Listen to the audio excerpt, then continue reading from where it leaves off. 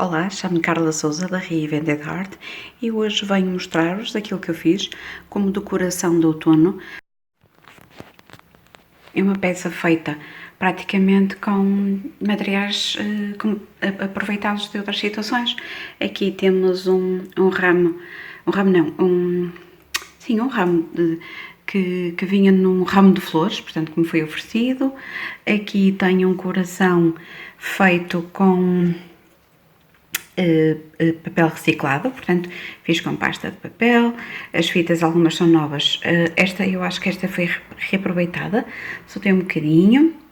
Aqui é também reaproveitamento, portanto que fiz um bocado também de papel reciclado e as florzinhas são também de aproveitamento de papel que tenho. Portanto, estas por acaso foi de um papel que eu consegui arranjar numa empresa, restos de decoração, mas também já aproveitei o Código Civil de 1987, que já não serve para nada, não é? Portanto, aqui também é uma cápsula de café, também com as mesmas florzinhas, não é? Aqui também é um coração, também todo ele feito em papel reciclado, portanto reaproveitamento de papel.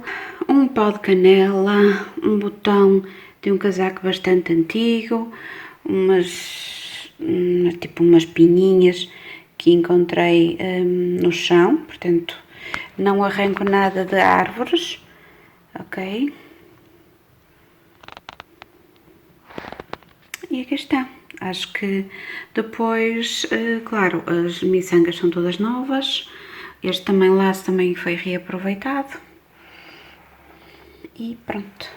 Isto é uma casinha que também foi reaproveitada.